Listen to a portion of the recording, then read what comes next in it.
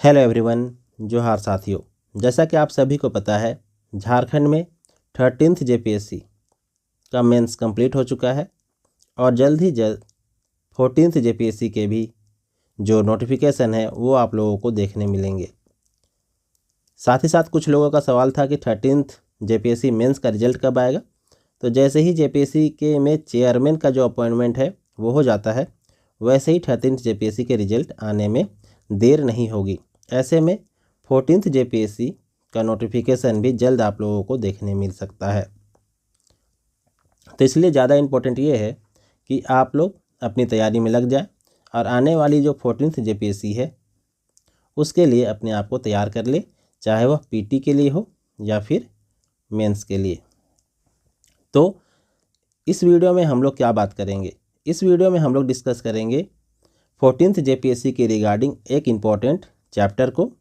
ये chapter physics, that means science and technology का paper जो 6 नंबर है, पेपर 6 साइंस एंड टेक्नोलॉजी में जो फिजिक्स के अंतर्गत कुछ टॉपिक्स हैं, उसी में से एक टॉपिक आता है यूनिट्स और इनके डिफरेंट सिस्टम ऑफ यूनिट्स, मतलब कि मात्रक और इनके विभिन्न मात्रक प्रणालियाँ। ठीक है, इसमें प्रमुख रूप से आपको सीजीएस पढ़ना है, एमकेएस पढ़ना है और एसआई यूनिट पढ़ना है। साथ ही ध्यान रखना है मात्रक क्या होते हैं, क्या इनका महत्वपूर्ण उपयोगिता है, यूज है, और कैसे जो है ये अभी आने वाले समय में, और इसके साथ ही साथ जो पूरा काल रहा है साइंस का जो डेवलपमेंट का पीरियड रहा है, उसमें कैसे इन्होंने बहुत ही इम्पोर्टेंट रोल प्ले किया है, मात्रक की उपयोगिता क्या है, इन सभी चीज़ों के ऊपर ध्यान केंद्रित करते हुए हम लोग इस पूरे चैप्टर को डील करेंगे यहाँ पे। और इससे जुड़े जो भी पीटी के क्वेश्चंस बन सकते हैं वो भी डिस्कस करेंगे। मेंस में किस टाइप के क्वेश्चन पूछे जा सकते हैं ये भी यहाँ पे डिस्कस करेंगे। और ध्यान रखिए, इस प्रॉपर चैप्टर से मेंस में क्वेश्चन पूछे जा चुके हैं, तो निश्चित रूप से ये चैप्टर इम्पॉर्टेंट है, चाहे वह पीटी के लिए हो या फिर मेंस के लिए। तो ये भी आप लोगों को ध्यान रखना है। तो आइए धीरे धीरे पूरे चैप्टर को हम लोग कंप्लीट करते हैं और साथ ही साथ जो मेंस के भी क्वेश्चन, कुछ इंपॉर्टेंट मेंस के क्वेश्चन, उनको डील कैसे करेंगे अगर वे इस चैप्टर से पूछे जाते हैं, तो उनको भी साथ ही साथ वीडियो के लास्ट में हम लोग देखेंगे। लेकिन उससे पहले हम लोग पूरा जो कॉन्सेप्ट है इस चैप्टर का उसको समझने का कोशिश करेंगे।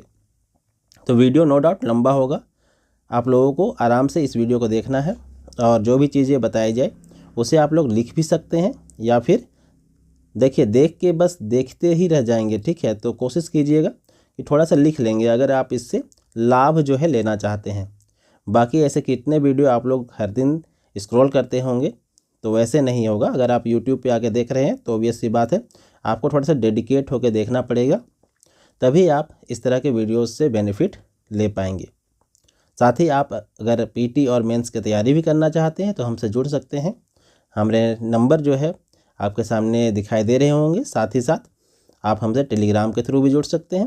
इस चैनल को सब्सक्राइब भी कर सकते हैं, जहाँ पे आने वाले समय में आप सभी लोगों को बहुत से इन्फॉर्मेशंस और इसके साथ ही साथ कंटेंट प्रोवाइड किए जाएंगे जेपीएससी, बीपीएससी और विभिन्न जो जीएस रिलेटेड एग्ज़ाम्स होते हैं उनके संदर्भ में, और साथ ही साथ अलग अलग एग्ज़ाम और अपडेट्स भी इस चैनल पर दिए जाते हैं। तो नो डाउट आप लोगों को इस चैनल से जुड़ के बेनिफिट आगे मिलने वाला है।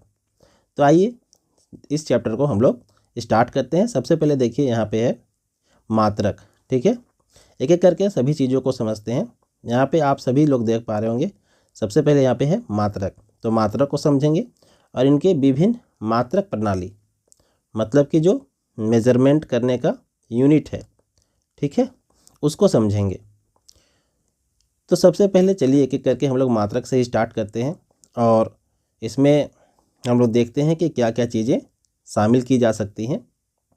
तो अगर हम लोग बात करते हैं मात्रक की,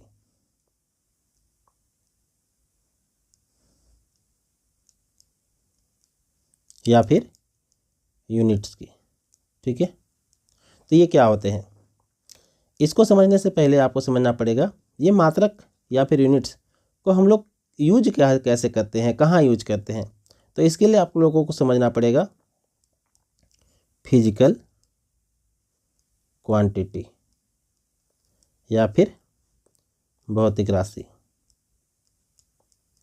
ठीक है, ये फिजिकल क्वांटिटी या फिर भौतिक राशि क्या होते हैं? तो वैसी चीज़ें जिसको सिंपली कह सकते हैं मापा जा सकता है या काउंट किया जा सकता है, जिसकी गणना की जा सकती है या फिर जिनको मेज़र किया जा सकता है। ठीक है ना, तो इस तरह की जो चीज़ें होती हैं उनको भौतिक राशि कहा जाता है। ठीक है, इसमें वैसे चीज़ों को शामिल किया जाता है जिनको किसी मात्रक के थ्रू हम लोग माप सकते हैं। उदाहरण के लिए जैसे आपके पास एक दूरी है, सपोज यहाँ से यहाँ तक, ये ए है और ये बी है। तो ए से बी की कुछ दूरी होगी, तो इसको हम लोग किस में माप सकते हैं? तो इसको हम लोग मीटर में माप सकते हैं, किलोमीटर में माप सकते हैं, सेंटीमीटर में माप सकते हैं, मिलीमीटर में माप सकते हैं। तो इस तरह से इस दूरी को हम लोग माप सकते हैं। तो ये दूरी जो है एक तरह का फिजिकल क्वांटिटी या फिर भौतिक राशि है। कोई आदमी है, इसका जो कुछ इसका वेट होगा, कुछ मास होगा, मतलब कुछ इसका भार होगा, कुछ द्रव्यमान होगा, तो इसको हम लोग माप सकते हैं। भार है तो इसको न्यूटन में मापेंगे, द्रव्यमान है तो इसको केजी में मापेंगे, या फिर इसी को हम लोग ग्राम में भी माप सकते हैं। ठीक है, तो इस तरीके से हो गया। अब देखिए, कोई इंसान यहाँ से यहाँ तक ए से बी तक दौड़ रहा है, तो कितनी तेज़ी से दौड़ रहा है उसको भी माप सकते हैं। ठीक है ना, क्योंकि इसमें क्या लग रहा है, इसमें कुछ दूरी है जिसको तय किया जा रहा है समय के साथ। ठीक है ना, एक दूरी है जिसको समय के साथ तय किया जा रहा है, मतलब कि यहाँ पे हम लोग इसका स्पीड को माप सकते हैं। कुछ और अगर हम लोग उदाहरण लेते हैं, तो जैसे कि एक बल है या फिर फोर्स, ये जो है किसी चीज़ के ऊपर अप्लाई किया जा रहा है, किसी को डिस्टर्ब करने में अप्लाई किया जा रहा है, किसी को डिस्टर्ब किया जा रहा है। सपोज एक बॉल है, उसको डिस्टर्ब किया जा रहा है। ठीक है, तो इसमें जो है कितना बल लगा उसको भी माप सकते हैं। ठीक है, तो बल बराबर हम लोग जानते हैं द्रव्यमान इंटू त्वरण, मतलब कि द्रव्यमान गुने त्वरण। ठीक है, तो इस तरीके से इसको मापा जा सकता है।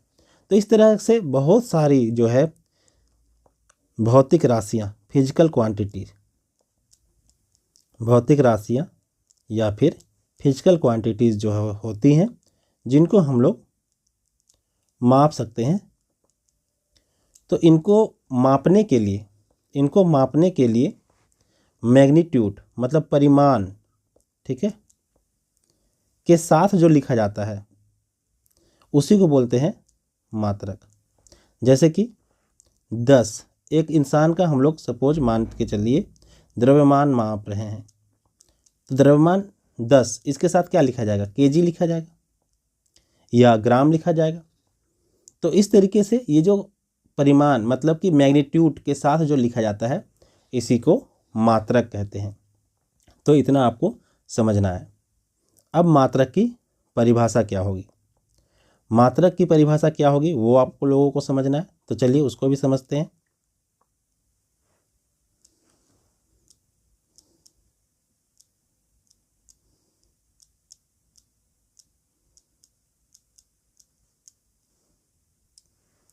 तो मात्रक की परिभाषा हम लोग बोल सकते हैं कि जब कोई भौतिक राशि को जो है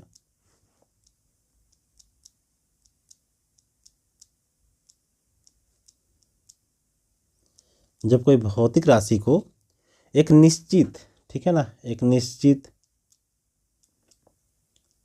आधारभूत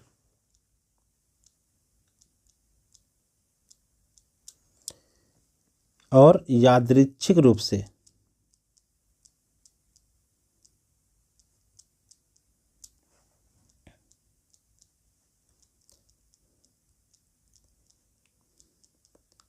मान्यता प्राप्त, ठीक है,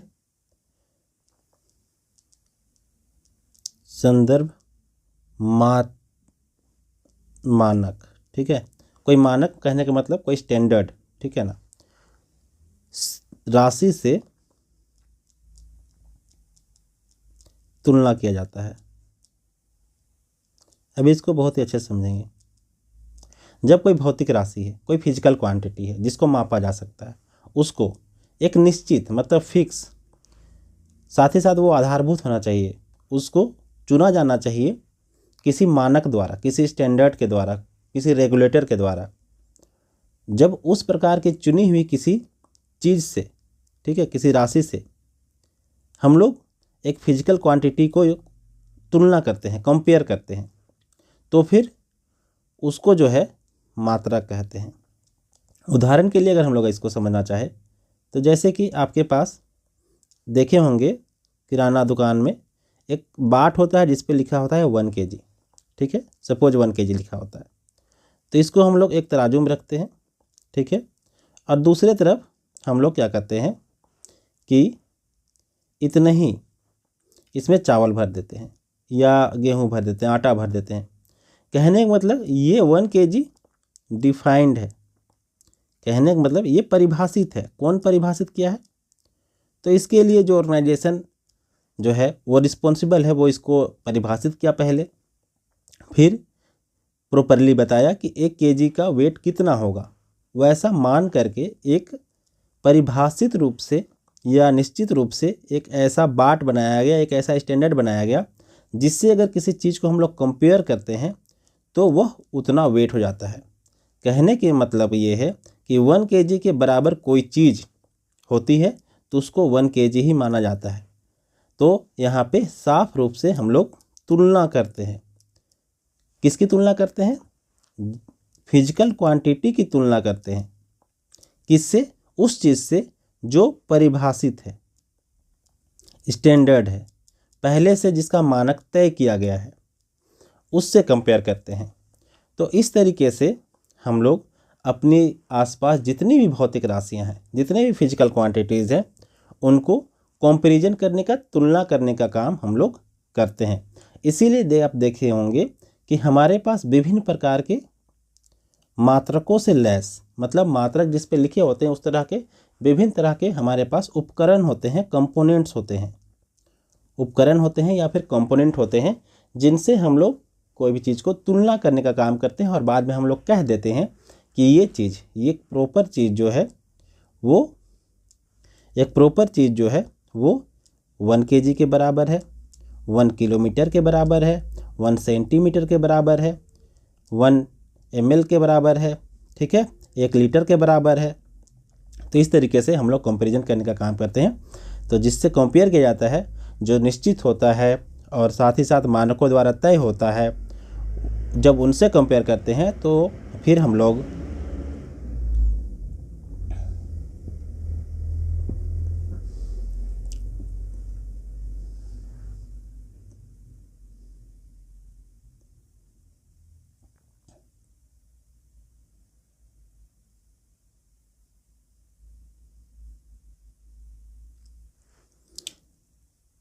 ये समझ जाते हैं कि वो प्रॉपर चीज़ 1 kg है, 1 किलोमीटर है, 1 सेंटीमीटर है, 1 ml है, 1 लीटर है। तो ये है आपका पूरा मात्रक का कॉन्सेप्ट, ठीक है। अब देखिए इसके लिए अलग अलग ऑर्गेनाइजेशंस जो है वो बने होते हैं, ठीक है, अलग अलग ऑर्गेनाइजेशन या फिर इसको संगठन कह सकते हैं, जो इसको ऑर्गेनाइज करने का काम करते हैं, जिसमें सबसे इम्पोर्टेंट है आपका BIPM, ठीक है।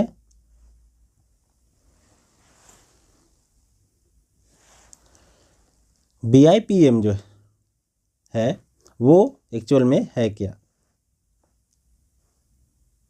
तो BIPM का फुल फॉर्म है, हम लोग यहाँ पे लिख सकते हैं, जो BIPM है उसका अगर फुल फॉर्म देखते हैं तो ये है इंटरनेशनल ब्यूरो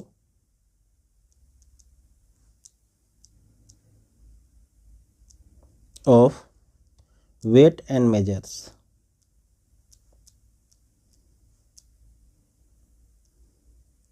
ये एक महत्वपूर्ण ऑर्गेनाइजेशन है, ठीक है। उसके बाद एक ऑर्गेनाइजेशन है जिसको बोलते हैं बास, British association of advance system. तो इस तरह के महत्वपूर्ण ऑर्गेनाइजेशन है जो इन मात्रकों के स्टैंडर्ड यानी कि मानक तय किए करते हैं और फिर इनको पूरे विश्व में लागू करने का काम करते हैं। तो ये हो गया हमारा मात्रक।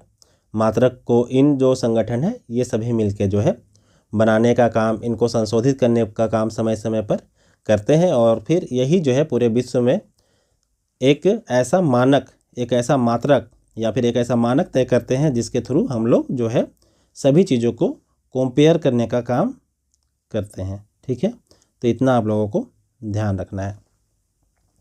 अब यहाँ पे समझिए कि हमारे आसपास जो है मात्रक विभिन्न तरह के दिखते हैं।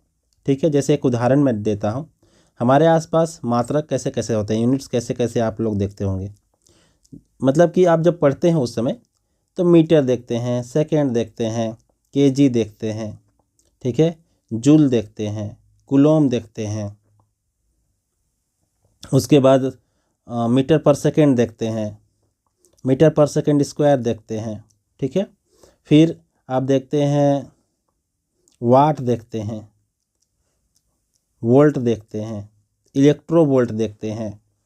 ठीक है, और ऐसा और भी बहुत सारा है, जैसे कि न्यूटन देखते हैं, किलो न्यूटन देखते हैं, फिर नैनोमीटर देखते हैं। ठीक है, तो इस तरह के बहुत सारी चीज़ें देखते हैं। तो देखिए इन सब में बहुत सारी जो ऐसी मात्रक होते हैं जो बिल्कुल फंडामेंटल मूल होते हैं, मूल रूप में होते हैं। ठीक है, उससे छोटा नहीं हो सकता है।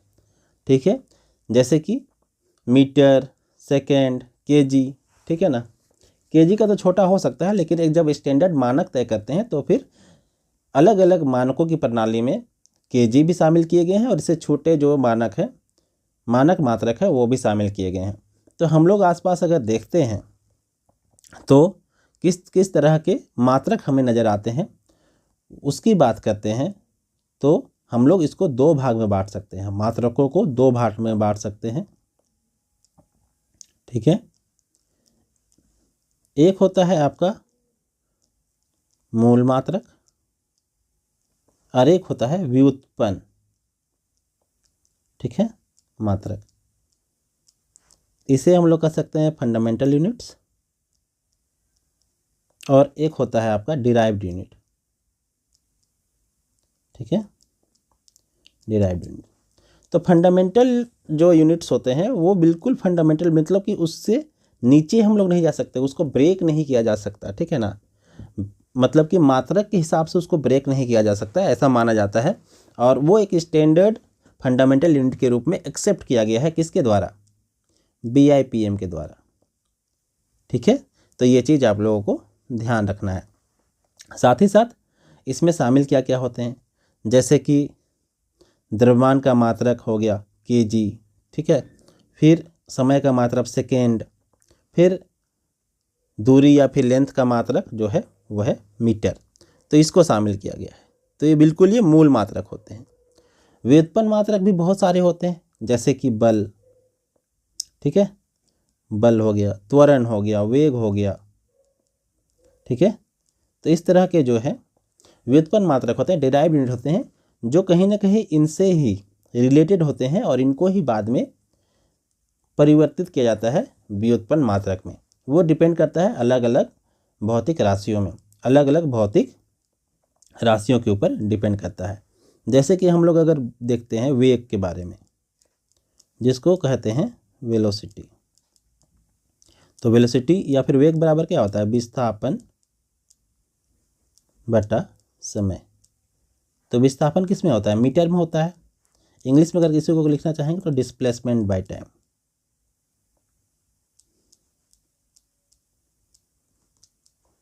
तो समय होता है आपका सेकेंड में, डिस्प्लेसमेंट मीटर में और ये सेकेंड में। तो देख रहे हैं कि दूरी और सेकेंड इसका प्रयोग करके हम लोग वेग को निकाले हैं। मतलब ये मूलभूत या आधारभूत या फिर मूल जो मात्रक हैं उनका प्रयोग करके इसको वेग का जो मात्रक है वो बनाया गया है। तो ये हो गया आपका व्युत्पन्न मात्रक। ये ध्यान रखना है आप लोगों को, ठीक है। आप लोग उदाहरण में जब मेंस में इस तरह के क्वेश्चन आए तो निश्चित रूप से उदाहरणों के साथ ही समझाने का प्रयत्न करेंगे, तो ज़्यादा आपको मार्क्स मिलने का संभावना रहेगा। तो ये हो गया आपका मूल मात्रक और व्युत्पन्न मात्रक। अब हम लोग यहाँ पे बात करेंगे मात्रकों की अंतर्राष्ट्रीय प्रणालियों के बारे में, ठीक है।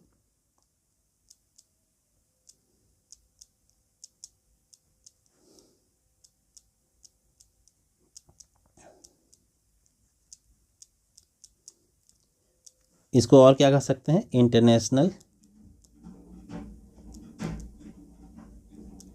सिस्टम्स ऑफ मेजरमेंट, ठीक है, ये कह सकते हैं। और इसमें जो है हम लोग खास रूप से जो है अलग अलग सिस्टम्स के बारे में देखते हैं। तो कौन कौन से सिस्टम हम लोग अपने आसपास देखते हैं, आप लोग इसका जानकारी रखते होंगे। तो सबसे इम्पोर्टेंट जो है और सबसे पहला जिसको माना जाता है वो होता है CGS सिस्टम, ठीक है। CGS सिस्टम, उसके बाद आता है आपका FPS सिस्टम, ठीक है। उसके बाद आता है आपका MKS सिस्टम, ठीक है। फिर आता है आपका SI सिस्टम। तो ये कुछ प्रमुख जो सिस्टम है वो है जो अंतर्राष्ट्रीय रूप से मान्यता भी प्राप्त है और इनका प्रयोग भी विभिन्न समय अंतरालों में किया गया। और लेकिन अब जो है बहुत सारे इसमें से प्रयोग नहीं किए जाते हैं। जैसे कि हम लोग बात करते हैं CGS सिस्टम की, तो CGS में C4 हो जाता है आपका सेंटीमीटर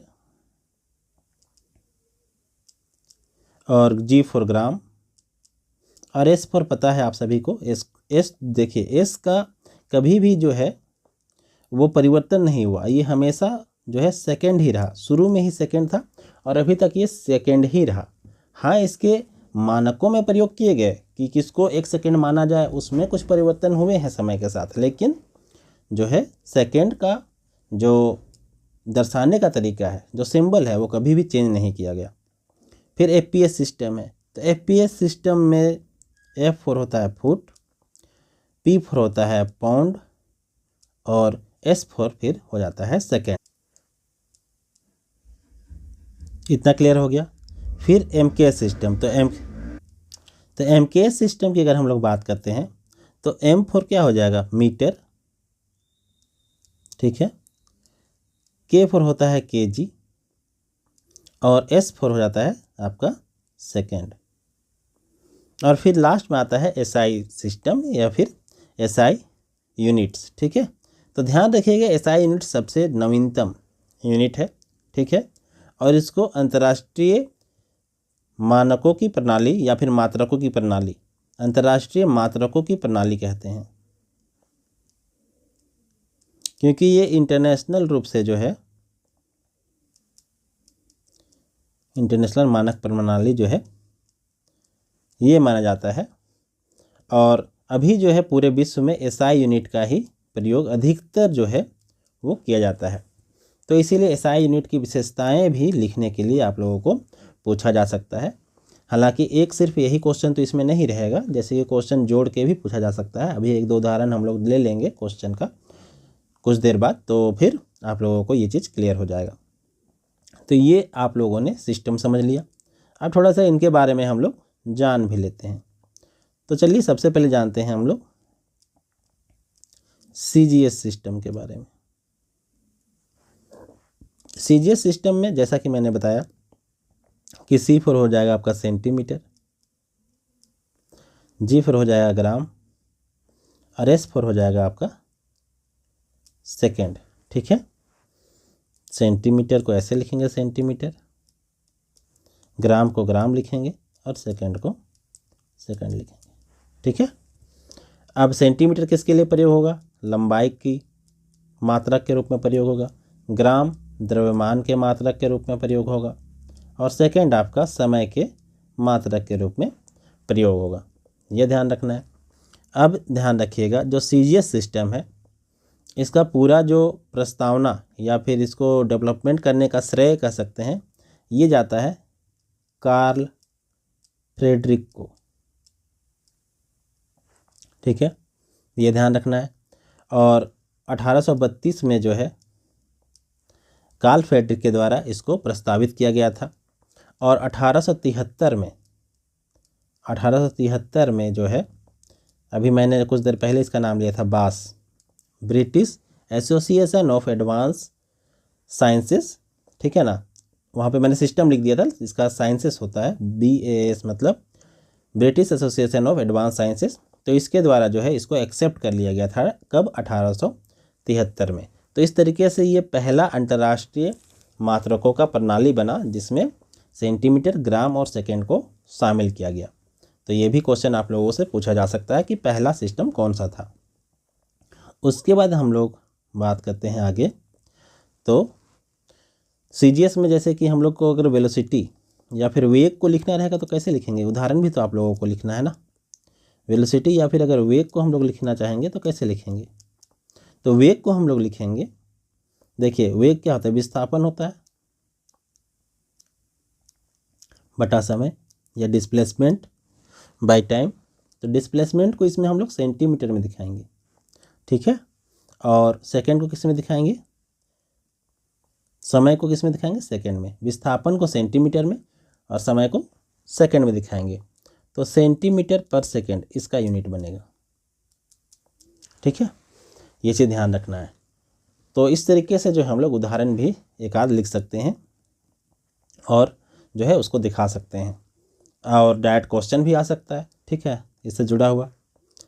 उसी के तरह अगर हम लोग बात करते हैं MKS सिस्टम की, क्योंकि आगे MKS ही पढ़ना है। तो MKS में क्या होता है? मीटर होता है, किलोग्राम होता है और सेकेंड होता है। ठीक है, तो मीटर, किलोग्राम और सेकेंड, इसमें क्या मापेंगे? लेंथ, मतलब कि हम लोग लंबाई। दूसरे सेंस में बात करते हैं तो दूरी माप सकते हैं। किलोग्राम से हम लोग द्रव्यमान मापते हैं और सेकेंड से हम लोग मापते हैं समय। ठीक है, अब इसके बारे में कुछ जानकारियां ले लेते हैं।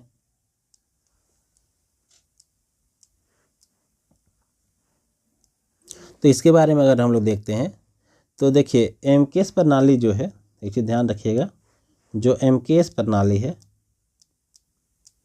इसी को बेस माना जाता है। बेस किसका? SI प्रणाली का।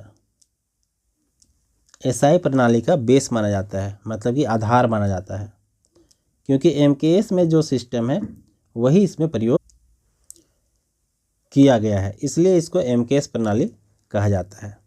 मतलब कि MKS प्रणाली को SI प्रणाली का आधार कहा जाता है। एक चीज़ ध्यान रखिएगा कि 1875 में पेरिस मीटर कन्वेंशन हुआ था। Paris metre convention. तो पेरिस मीटर कन्वेंशन में पहली बार जो है इसको बनाने का जो है काम जो है वो शुरू हुआ था, मतलब कि यही जो कन्वेंशन हुआ वो इसको बनाने का कारक बना। उसके बाद जो है ध्यान रखिएगा 1889 में इसी के तहत जो है पहली बार किलोग्राम का जो मानक है, किलोग्राम का मानक तय करने के लिए भी जो है अनुसंधान शुरू हुआ था, रिसर्च शुरू हुआ था। कब? 1889 में। उसका ध्यान रखना है कि विद्युत धारा, जो विद्युत धारा है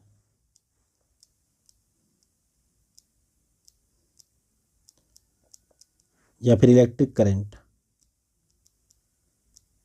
ठीक है, इसको इसी MKS मात्रक के तहत जोड़ा गया था और ये जो है चौथा मूल मात्रक बना था। चौथा मूल मात्रक मतलब कि फंडामेंटल यूनिट बना था पहली बार। ध्यान रखिएगा 3 मूल मात्रक हम लोग मानते हैं। किसको? समय को, द्रव्यमान को और जो दूरी या फिर लंबाई मापन के लिए प्रयोग किया जाता है, अभी मैं लिख दे रहा हूँ मापन के लिए, मीटर, केजी और सेकेंड। इसको मूल मात्रक माना गया है। और चौथा मूल मात्रक माना गया है आपका किसको, तो एम्पियर को। ये एमकेएस सिस्टम के तहत ही जो है बनाया गया था। तो ये आपको मेंस में जो है लिखने के लिए जानकारी के रूप में काम आएगा।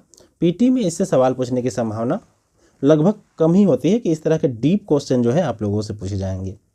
पीटी में जनरली किसका यूनिट क्या है वही ज़्यादातर देखने को मिला क्वेश्चन, और जो है मिलाने वाला कूट वाला क्वेश्चन जो है देखने को मिला, या फिर मिलाने वाले क्वेश्चन जो है देखने को मिले। तो जो चीज़ें प्रीवियस ईयर में पूछी जा चुकी है उसको मैं यहाँ पे थोड़ा सा एक्सप्लेन भी कर दूंगा। जैसे कि एमकेएस सिस्टम है, तो अभी एमकेएस सिस्टम में जैसे कि हम लोग विद्युत धारा के बारे में देख लिए। अच्छा, विद्युत धारा के बारे में थोड़ा सा यहाँ पे मैं लिख देता हूँ। अगर विद्युत धारा की बात करते हैं तो ये क्या होता है, आवेश बटा समय। आवेश मतलब चार्ज, ठीक है ना।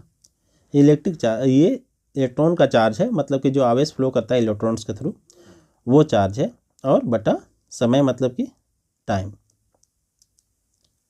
ठीक है, ये ध्यान रखना है।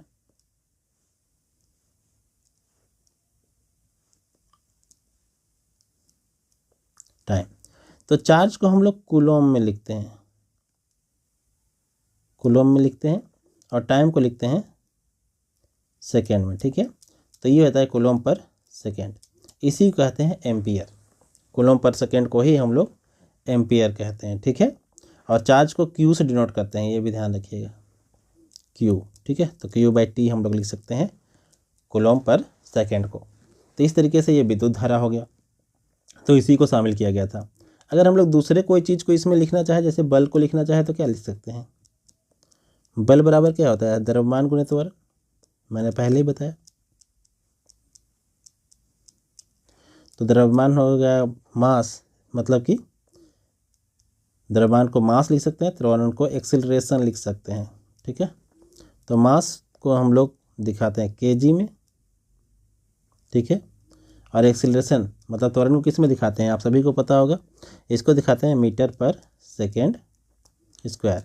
तो पूरा यूनिट क्या हो जाएगा, केजी मीटर पर सेकेंड स्क्वायर, ठीक है। तो इस तरीके से हम लोग लिख सकते हैं एमकेएस सिस्टम में, ठीक है। अब चलिए बात करते हैं हम लोग एसआई सिस्टम के बारे में आगे।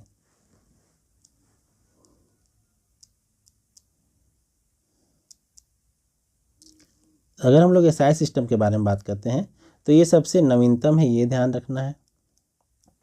साथ ही साथ अभी सब पूरे विश्व में सबसे ज़्यादा एसआई सिस्टम का ही प्रयोग किया जाता है, एसआई यूनिट्स का ही प्रयोग किया जाता है। इसमें प्रमुख रूप से विश्व में सबसे ज़्यादा जो है इसी का प्रयोग किया जाता है, ठीक है। औद्योगिक स्तर पर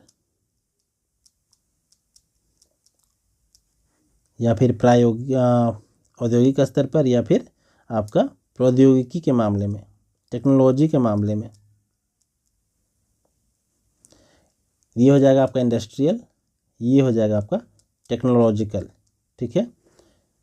जो है इन सेंस में सबसे ज़्यादा एसआई सिस्टम को ही प्रयोग में लाया जाता है। साथ ही साथ पूरे विश्व में इसमें एक रूपता है, ऐसा नहीं है यूएसए में 1 kg कुछ और होगा और इंडिया में कुछ और होगा, इस तरह का भी नहीं है। वैश्विक रूप से इसमें एक रूपता है।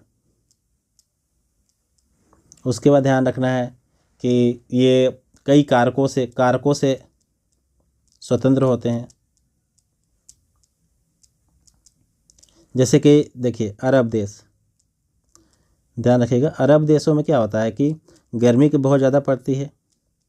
तो गर्मी बहुत ज़्यादा पड़ती है तो हो सकता है वहाँ पे, ठीक है, जो मानक तय किए गए हैं उनमें एक्सपेंशन हो जाए, मतलब वो फैल जाए गर्मी की वजह से, ठीक है। तो किलोमीटर, मीटर, इन सब चीज़ों के जो दूरी है उसमें परिवर्तन आने की संभावना हो सकती है।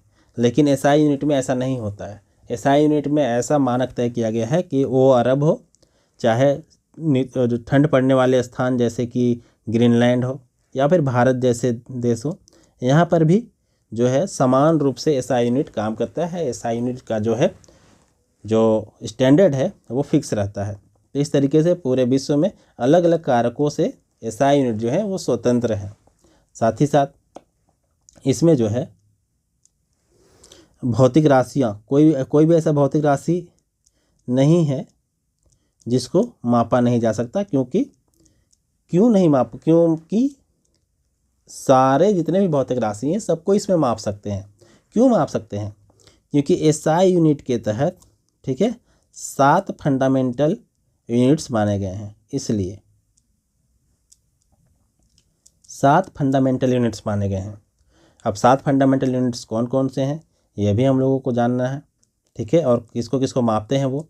तो 7 फंडामेंटल यूनिट्स कौन कौन से हैं ये जान लीजिए। 7 मूलभूत मात्रक। पहला तो 3 तो आपको पता है। 3 क्या क्या पता है? द्रव्यमान के लिए पता है, दूरी के लिए पता है, समय के लिए पता है, ठीक है। चौथा भी आप लोगों ने देखा अभी, एम्पियर या फिर विद्युत धारा, ये देखा, इलेक्ट्रिक करंट जिसको कहते हैं। फिर आप लोगों ने देखा, आप लोगों ने अभी तक नहीं देखा कि तापमान को भी तो मापते हैं। तापमान हो गया। फिर हो गया आपका ज्योति तीव्रता, ठीक है। एक और होता है, उसे कहते हैं पदार्थों का परिमाण, ठीक है, अमाउंट ऑफ सब्सटेंसेस, ठीक है, ये होता है। तो इस तरीके से 7 मूलभूत मात्रक हैं, 2 पूरक मात्रक हैं, 2 पूरक मात्रक हैं या फिर सप्लीमेंट्री यूनिट्स है, ठीक है। 2 सप्लीमेंट्री यूनिट्स हैं, कौन कौन सी?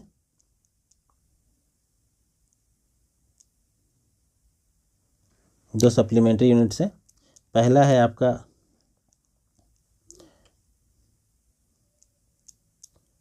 प्लेन एंगल को मेजर करने के लिए रेडियन, और दूसरा है सॉलिड एंगल को मेजर करने के लिए, सॉलिड एंगल को हिंदी में घन कोण कहते हैं, और प्लेन एंगल को समतल कोण, ठीक है। तो सॉलिड एंगल को मेजर करने के लिए है स्टेरेडियन, ठीक है, स्टेरेडियन, इसको SR लिखते हैं। तो इस तरीके से जो है, और इसको RAD लिखते हैं, ठीक है, SR और RAD। तो इस तरीके से 2 जो है इम्पोर्टेंट आपके जो है सप्लीमेंट्री यूनिट्स जो है वो माने गए हैं। अब देखिए यहाँ पे तापमान का जो है SI यूनिट केल्विन है, ज्योति तीव्रता का कैंडेला है, ठीक है, और उसके बाद पदार्थों का जो परिमाण है इसको हम लोग मोल में मापते हैं, MOL, जो आवेगाद्रो नंबर वगैरह आप लोग पढ़े हैं। और विद्युत धारा को आप सभी को पता है एम्पियर में मापते हैं, समय को सेकंड में मापते हैं, जो दूरी को मीटर में मापते हैं, और द्रव्यमान को केजी में मापते हैं। तो इस तरीके से जो है 7 मूलभूत मात्रक के साथ साथ 2 और मात्रक आप लोगों ने जान लिया जो SI यूनिट के तहत डेवलप किए गए हैं, ताकि बृहद पैमाने पर सभी चीज़ों को मापा जा सके। सभी जितने भी फिजिकल क्वांटिटीज़ हैं, भौतिक राशियां हैं, उनको मापा जा सके। तो मूलभूत इकाइयों द्वारा भी मापा जा सके, या फिर इनसे कोई ड्राइव होता है, कुछ ड्राइव होता है तो उसके थ्रू भी जो है मापा जा सके। इससे कुछ व्युत्पन्न होता है तो उसके द्वारा भी आसानी से मापा जा सकता है। अब देखिए कि विशेषताएं भी मैंने बता दी, ठीक है ना। विशेषता में एक चीज़ और ध्यान रखिएगा कि इसको समय समय पर संशोधित किया जाता है, ठीक है, समय समय पर जो है इसको संशोधित किया जाता है, ये भी आप लोग ध्यान रखिएगा।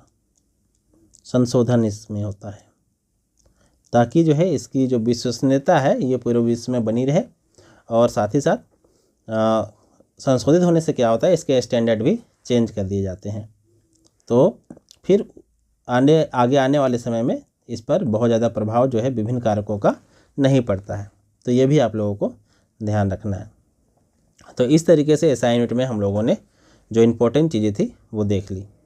अब देखिए कुछ ऐसा क्वेश्चन है जो पीटी में पूछा जा सकता है और मेंस में भी आप लोगों को ध्यान रखना है, ठीक है। उसके बारे में भी हम लोग थोड़ा सा यहाँ पे डिस्कस कर लेते हैं। जैसे अगर हम लोग बात करते हैं कि द्रव्यमान की, ठीक है, द्रव्यमान की, तो ध्यान रखिएगा द्रव्यमान का जो पहली बार परिभाषा आया था 1899 में आया था और उसके बाद 2019 में आया, ठीक है। 2019 में इसको अपडेट किया गया और 2019 में इसको प्लैंक्स कांस्टेंट, आप लोग काफ़ी सुने होंगे इसके बारे में, प्लैंक्स कांस्टेंट के आधार पर जो है द्रव्यमान को परिभाषित किया गया। हिंदी में प्लांक नियतांक कहेंगे, ठीक है ना, प्लांक नियतांक कहेंगे। तो इसके आधार पर जो है इसको परिभाषित किया गया और द्रव्यमान को हम लोग और किस में माप सकते हैं, तो ग्राम में माप सकते हैं, ठीक है ना, और किस में माप सकते हैं, टन में, मेट्रिक टन में, ठीक है, केजी में, ठीक है। तो इस तरह से हम लोग जो है द्रव्यमान को अलग अलग इकाइयों में माप सकते हैं, लेकिन एसआई यूनिट में जो है केजी सबसे महत्वपूर्ण जो है इसका मात्रक या फिर यूनिट माना जाता है। तो द्रव्यमान के बारे में थोड़ा सा इतना ध्यान रखेंगे। फिर अगर हम लोग आगे बढ़ते हैं मीटर के बारे में, ठीक है, तो मीटर ध्यान रखिएगा। मीटर जो है इसमें, ठीक है, इसका इकाई जो है वो एसआई यूनिट के रूप में मीटर ही है और इसे दूरी या फिर लंबाई के सेंस में दूरी मापने का काम करता है। और ध्यान रखिएगा इसको जो है निर्वात में, मतलब वैक्यूम,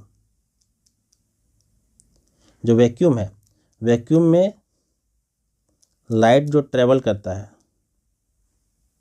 लाइट ट्रेवल के आधार पर इसको स्टैंडर्ड तय किया गया है, आधार पर इसका जो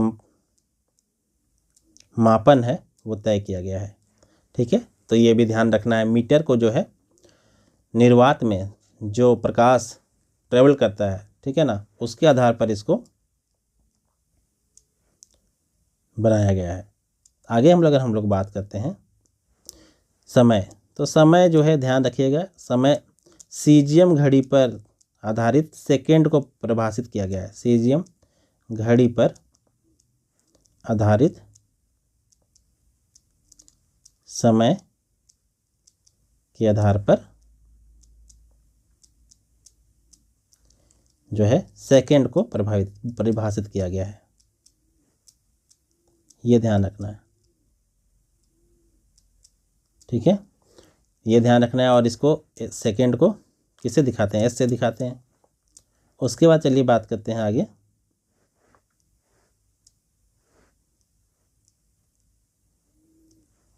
विद्युत धारा। विद्युत धारा के बारे में मैंने पहले ही बता दिया, ठीक है ना, तो आप उससे जो है जब पिछले बार पढ़े होंगे तो वहाँ पे आप लोग जाके देख सकते हैं। तापमान के बारे में बात करते हैं।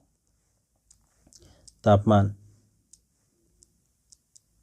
तो तापमान मैंने पहले ही बताया, इसको केल्विन में मेजर करते हैं, ठीक है, और केल्विन ही इसका एसआई यूनिट है, ये भी ध्यान रखिएगा। डिग्री सेल्सियस या फिर फ़ारेनहाइट नहीं है, डिग्री या फ़ारेनहाइट इसका एसआई यूनिट नहीं है। और इसको परिभाषित किया गया है ट्रिपल पॉइंट पर, ट्रिपल पॉइंट पर जो है इसको त्रिक बिंदु भी कहा जाता है, त्रिक बिंदु, इस पर जो है परिभाषित किया गया है। ये त्रिक बिंदु क्या होता है थोड़ा सा समझ लीजिए। जब कोई पदार्थ है उसका 3 फेज, सॉलिड, लिक्विड और गैस, ये तीनों एक ही टेम्परेचर, ठीक है, पर सॉलिड, लिक्विड और गैस तीनों अवस्था में संतुलित रहे, मतलब तीनों अवस्था एक ही टेम्परेचर पर जब स्टेबल रहे, संतुलित रहे। जैसे कि कोई एक पदार्थ है वो सॉलिड, लिक्विड और गैस तीनों अवस्था में रह सकता है जिस टेम्परेचर पर, उसी टेम्परेचर को जो है ट्रिपल पॉइंट टेम्परेचर कहते हैं। ध्यान रखिएगा ट्रिपल पॉइंट प्रेशर भी एक टर्म है। तो प्रेशर में हम लोग प्रेशर को डिफाइन करेंगे कि वैसा प्रेशर जिसमें सॉलिड, लिक्विड और गैस तीनों जो है, तीनों फेज में रह सकता है कोई पदार्थ, उस दाब को जो है, उस प्रेशर को जो है ट्रिपल पॉइंट प्रेशर कहेंगे, ठीक है। इतना आप लोगों को ध्यान रखना है। तो प्रेशर और टेम्परेचर दोनों में ट्रिपल पॉइंट का जिक्र आता है। तो ये भी आप लोगों को ध्यान रखना है। फिर पदार्थों की मात्रा जो है, पदार्थों की मात्रा, तो पदार्थों की मात्रा को हम लोग मोल में मेजर करते हैं। और ध्यान रखिएगा, एक मोल में एक अवोगाद्रो नंबर जितना जो है कण होते हैं, या फिर आपके पदार्थ के कण होते हैं, जिसमें 6.022 इंटू 10⁻23, ठीक है, कण जो है वो शामिल होते हैं। ये भी आप लोगों को ध्यान रखना है। इतना अगर आप लोग लिख देते हैं तो फिर आप लोगों का जो है काम बन जाता है, मेंस में भी काम बन जाएगा, और पीटी में इतनी जानकारी से आप लोगों का क्वेश्चन जो है पकड़ाने का चांस बढ़ जाता है। एक और यहाँ पे है ज्योति तीव्रता, ठीक है ना, इसको लुमिनस इंटेंसिटी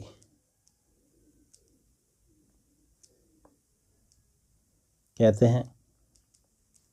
लुमिनस इंटेंसिटी देखिए क्या होता है, जैसे कि आप एक फुटबॉल ले लीजिए, तो फुटबॉल का कोई सेंटर से, जैसे ये फुटबॉल है, कोई सेंटर से काट कैसे निकाल देंगे तो दिखाइएगा यहाँ पे 3D शेप आपको नजर आएगा, 3D में, ठीक है ना। तो इस 3D शेप से जितना लाइट, ठीक है ना, पास करता है, इसको लाइट फ्लक्स कहते हैं, ठीक है ना, लाइट फ्लक्स।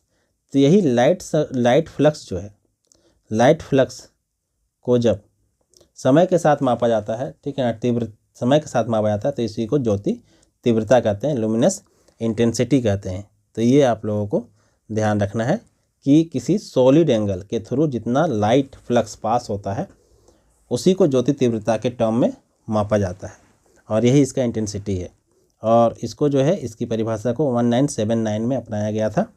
इस तरह का जो है कई बार स्टैटिक क्वेश्चन देखने को मिलता है, पीसीएस लेवल के एग्ज़ाम में तो कम ही देखने को मिलता है, लेकिन जान लीजिए क्या फ़र्क पड़ता है, ठीक है ना। अब देखिए, तो इस तरीके से आपका ओवरऑल कॉन्सेप्ट जो है वो इस प्रॉपर टॉपिक से पीटी और मेंस के रिगार्डिंग ख़त्म हो चुका है। अब इसमें अलग अलग चीज़ों का, अलग अलग फिजिकल क्वांटिटीज़ का यूनिट पूछता है, unit of different physical quantities,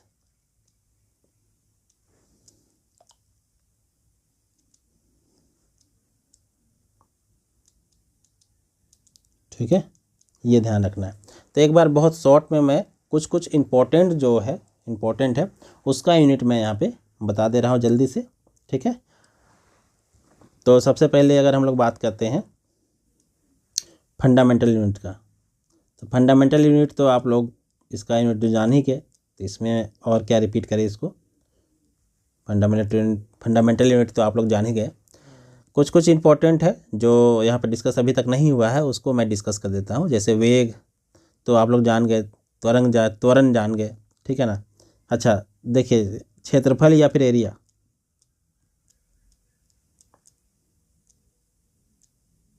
ठीक है, इसका क्या होता है, मीटर इंटू मीटर, मतलब कि मीटर स्क्वायर, ठीक है। एरिया को हम लोग मीटर स्क्वायर में मापते हैं। इसी तरह आयतन है, आयतन की बात करते हैं वॉल्यूम, तो वॉल्यूम जो होता है वो होता है लेंथ, ब्रेथ और हाइट तीनों ना, तो मीटर क्यूब। ये तो दो बहुत बेसिक आप लोगों ने देखा। उसके बाद चलिए यहाँ पे थोड़ा सा हम लोग कुछ इम्पोर्टेंट चीज़ों को देख लेते हैं, जैसे कि शक्ति, ठीक है,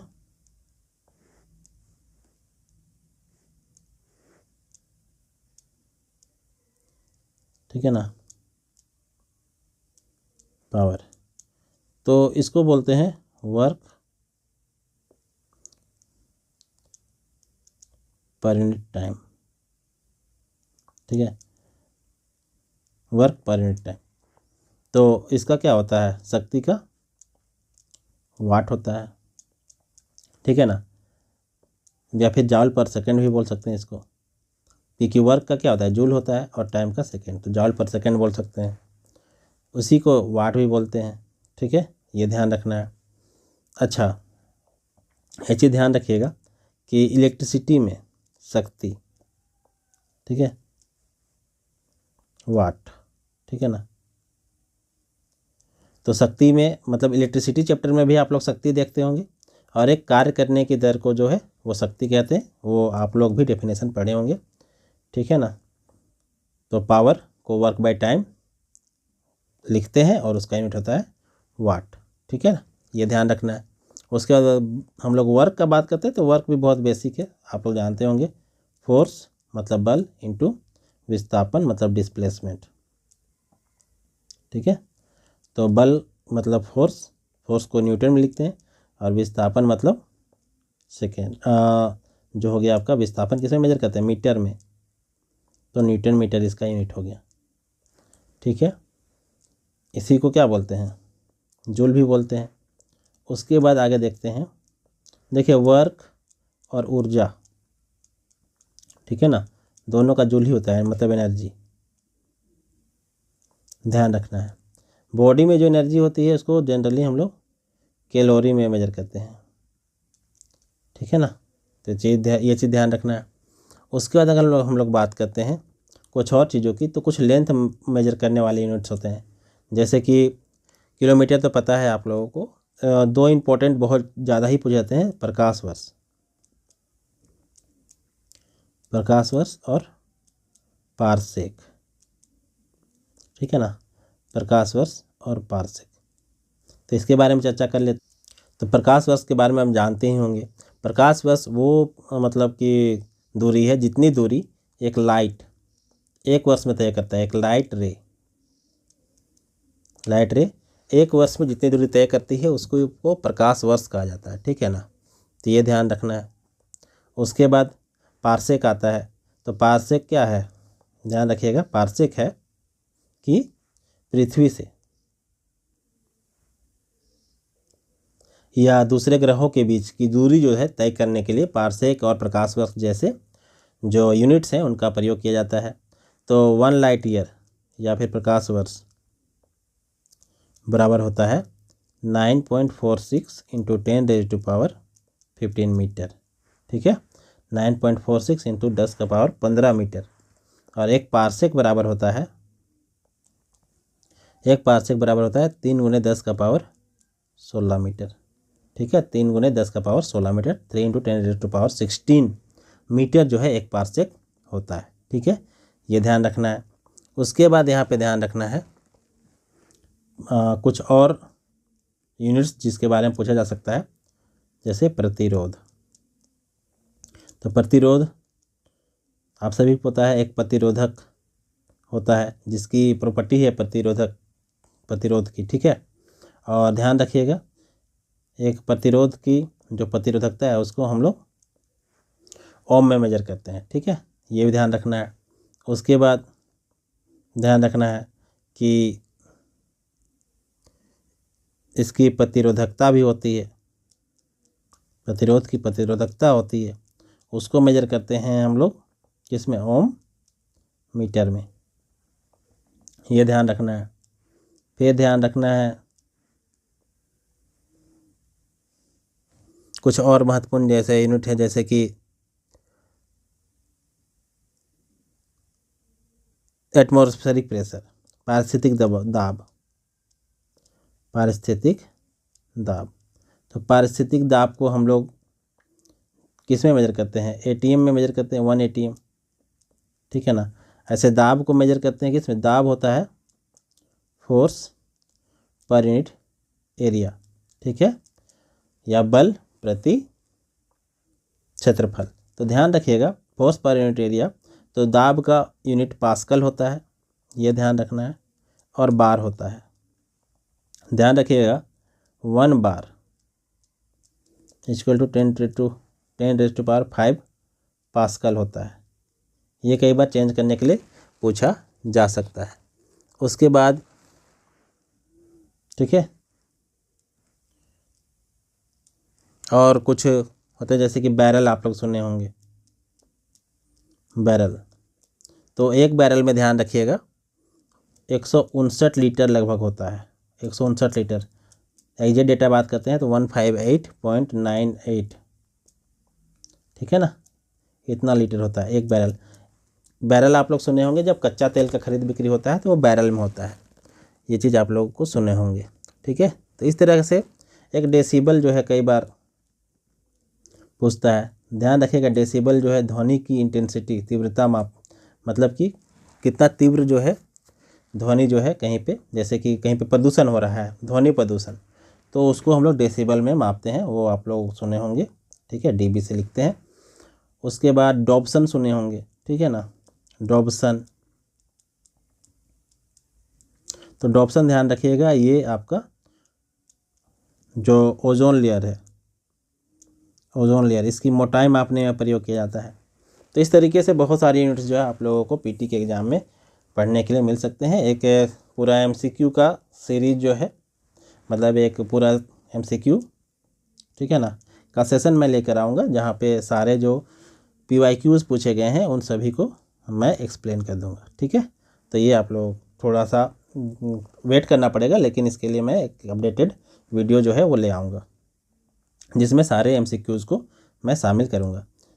अब देखिए, इसमें कई तरह के मेंस के क्वेश्चन पूछे जाते हैं, ठीक है ना, जैसे कि एसआई यूनिट का विशेषता बताते हुए विभिन्न प्रणालियों को समझाए, या मात्रक क्या है, मात्रक के विभिन्न मात्रक की विशेषताओं का उल्लेख करते हुए, ठीक है, एमकेएस सीजीएस सिस्टम के बारे में समझाए। तो इस तरह के बहुत सारे क्वेश्चन आते हैं। तो इनका जो इंट्रोडक्शन है वो कैसे लिखना है मैं यहाँ पे बता देता हूँ।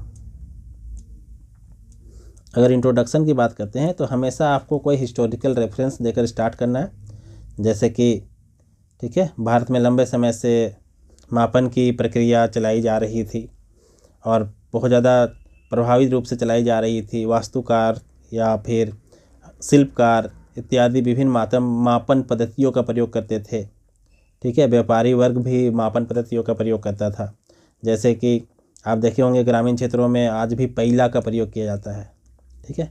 तो जेपीएससी के एग्ज़ाम में इन जैसे शब्दों का प्रयोग कीजिएगा तो निश्चित रूप से जो है थोड़ा लोकलिटी का जो है अनुभव होता है और क्वेश्चन का आंसर जो है काफ़ी इम्पैक्टफुल बनता है। तो मापन पद्धतियों में पैला इत्यादि का प्रयोग किया जाता था। लंबे समय के जो है वैज्ञानिक अनुसंधान, यानी कि जो साइंटिफिक इनोवेशंस हुए, रिसर्च हुए, उसके बेस पर जो है डेवलपमेंट हुए, और डेवलपमेंट के बाद अलग अलग जो है मेजरमेंट टूल्स डेवलप की गई, या फिर मेजरमेंट के यूनिट्स डेवलप किए गए जो ज़्यादा रिलायबल थे, ज़्यादा विश्वसनीय थे और ज़्यादा टिकाऊ थे, सस्टेनेबल थे, ठीक है। और फिर एक लंबे विकास के बाद एसआई यूनिट तक का सफ़र जो है तय किया गया, और आज जो है हमारे आसपास एक व्यापक स्तर पर प्रयोग किए जा सकने वाली एक मात्रकों की पूरी सिस्टम जो है वो बनी हुई है, और जिसके द्वारा हम लोग सभी जो भौतिक राशियां हैं, फिजिकल क्वांटिटीज़ हैं, उनको मेज़र करने का काम करते हैं, ताकि जो फिज़िकल क्वांटिटीज़ हैं उनके मापन में किसी तरह की जो है वो गलती ना हो, किसी तरह के एरर ना हो, और बहुत ही एक्यूरेट, प्रिसाइज्ड, ठीक है ना, बहुत ही एक्यूरेट या फिर प्रिसाइज्ड रिज़ल्ट हम लोगों को देखने को मिले, ताकि वेट और मेजर की जो एक्चुअल धारणाएं हैं वो प्रभावित ना हो। इस तरह की जो है आप लोग मेंस में जो है इंट्रोडक्शन स्टार्ट कर सकते हैं। उसके बाद जो भी क्वेश्चन का पॉइंट दिया रहे उसके, ठीक है, उसके मूल चीज़ों को परिभाषा जैसे हो गया, या फिर उससे संदर्भ में कुछ एक्सपेक्ट जो हैं वो दिए गए हैं, उनको स्टार्ट करते हुए जो है आप लोग धीरे धीरे क्वेश्चन में आगे बढ़ेंगे। निष्कर्ष में इसके उपयोगिता को आप लोग समझाएंगे, क्यों ज़रूरी है इस तरह का यूनिट, और इससे हम लोगों को क्या लाभ है, और फ्यूचर में अगर कोई प्रॉब्लम इसमें आ रही है तो उसको कैसे सॉर्ट आउट किया जा सकता है। कुछ पॉजिटिव सजेशंस लिखने हैं, जैसे कि इसके आने से क्या लाभ हुए, समाज में क्या लाभ हुए, सोसाइटी में क्या लाभ हुए। पॉजिटिव सेंस में जो है आप लोगों को इसका निष्कर्ष लिख के अपने आंसर को ख़त्म करना है। निष्कर्ष कोशिश कीजिएगा कम से कम हाफ पेज तो ज़रूर लिखें। अगर एक पेज तक लिख पाते हैं तो अच्छी बात है, हाफ पेज ज़रूर लिखें। और इंट्रोडक्शन कम से कम एक पेज से थोड़ा सा कम, मतलब कि पहले ही पेज में आपका कंटेंट आ जाना चाहिए, स्टार्ट हो जाना चाहिए। तो इंट्रोडक्शन एक पेज से थोड़ा सा कम लिखेंगे। अगर इंट्रोडक्शन लग रहा है कि लंबा लिख सकते हैं तो मैक्सिमम से मैक्सिमम एक पेज, इससे ज़्यादा नहीं लिखिएगा। और निष्कर्ष जो है आधा पेज से थोड़ा सा ज़्यादा अगर लिख पाए तो ज़रूर लिखिए, और उपयोगिता और इसके सकारात्मक विचारों को ज़रूर प्रस्तुत कीजिए, ताकि जो पॉजिटिव सेंस है वो रिप्रेजेंट हो और आपकी जो थिंकिंग है वो पॉजिटिव नज़र आए एग्जामिनर के सामने। तो फिर आप लोगों को डेफिनेटली जो है इससे फ़ायदा मिलेगा। तो चलिए इस वीडियो में फ़िलहाल इतना ही रखते हैं, और पीटी के रिगार्डिंग जो है कुछ क्वेश्चन बचे हुए हैं PYQ वाले, तो उसको मैं डिस्कस कर दूंगा। उसके लिए एक MCQ सेशन रखूँगा जहाँ पे आप लोग जो है सभी चीज़ों को बढ़िया से समझ पाएंगे। तो इस पूरे 1 घंटे में हम लोगों ने जो है लगभग जो यूनिट वाला चैप्टर है, पहला चैप्टर है, ठीक है ना, JPSC मेंस पेपर 6 का टॉपिक नंबर 1 है, उसको आज हम लोगों ने लगभग ख़त्म ही कर दिया, और इसमें वैसा कुछ बच नहीं रहा है। और अगर इसका दूसरा MCQ वाला सेशन होता है तो उसमें फिर बाकी चीज़ें मैं कंप्लीट कर दूंगा। तो चलिए आज इस वीडियो में इतना ही। आप हमसे जुड़ने के लिए हमारे कॉन्टैक्ट नंबर पर कॉन्टैक्ट कर सकते हैं, और इसके साथ ही साथ हमारी जो बैचेज हैं उसको भी ज्वाइन कर सकते हैं। धन्यवाद।